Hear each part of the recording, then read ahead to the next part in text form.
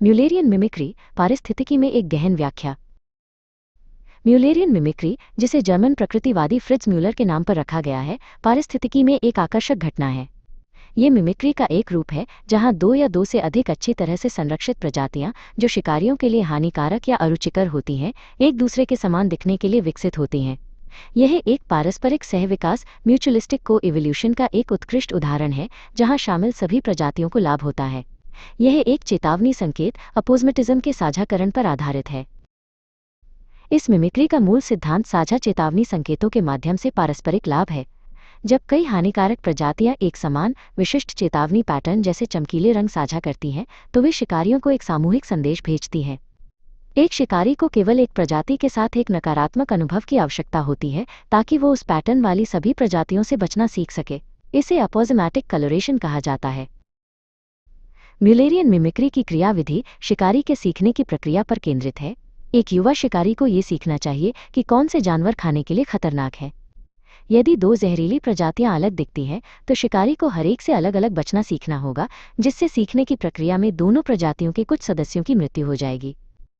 लेकिन यदि वे समान दिखते हैं, तो शिकारी द्वारा एक प्रजाति के कुछ सदस्यों को खाने के बाद वो उन सभी से बचना सीख जाएगा जो समान दिखते हैं। इसका सबसे बड़ा लाभ ये है कि ये शिकारी को शिक्षित करने की लागत को सभी मिमिक प्रजातियों के बीच वितरित करता है। ये प्रत्येक प्रजाति के लिए भविष्यवाणी के जोखिम को कम करता है, जिससे उनकी उत्तरजीविता दर सर्वाइवल रेट बढ़ जाती है। ये घटना पॉजिटिव फ्रीक्वेंसी डिपेंडेंट सिलेक्शन का एक उदाहरण है, जहां एक लक्षण मिमिक्री पैटर्न जितना अधिक सामान्य होता है, उतना ही फायदेमंद होता है। म्यूलेरियन मिमिक्री का एक क्लासिक उदाहरण अमेज़न वर्षावन की हेलिकोनियस तितलियां हैं। इस जीनस के भीतर कई अलग अलग प्रजातियां हैं और वे विभिन्न भौगोलिक क्षेत्रों में विशिष्ट रंग पैटर्न साझा करने के लिए विकसित हुई हैं। एक क्षेत्र में विभिन्न प्रजातियां जैसे हेलिकोनियस इराटो और हेलिकोनियस मेल्पोमीन लगभग समान दिख सकती हैं, जबकि दूसरे क्षेत्र में वे दोनों एक अलग स्थानीय पैटर्न की नकल करती हैं।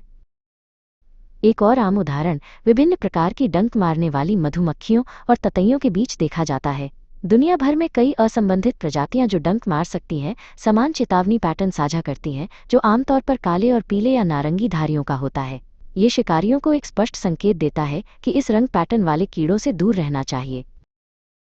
म्यूलेरियन मिमिक्री को अक्सर बेचियन मिमिक्री के साथ भ्रमित किया जाता है, लेकिन वे मौलिक रूप से भिन्न हैं। बेचियन मिमिक्री में एक हानिरहित प्रजाति द मिमिक एक हानिकारक प्रजाति द मॉडल की नकल करती है। यह एक परजीवी संबंध है।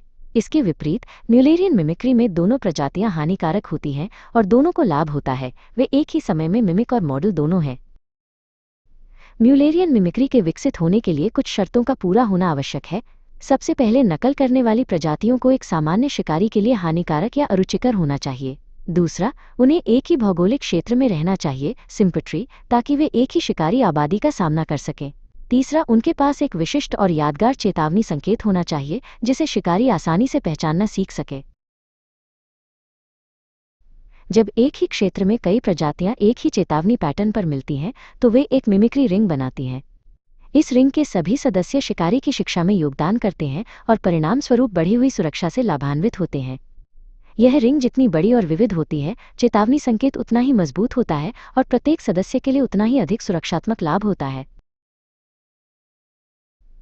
निष्कर्ष में म्यूलेरियन मिमिक्री विकासवादी जीव विज्ञान में एक शक्तिशाली अवधारणा है, जो दर्शाती है कि कैसे प्रजातियां पारस्परिक लाभ के लिए एक साथ विकसित हो सकती हैं।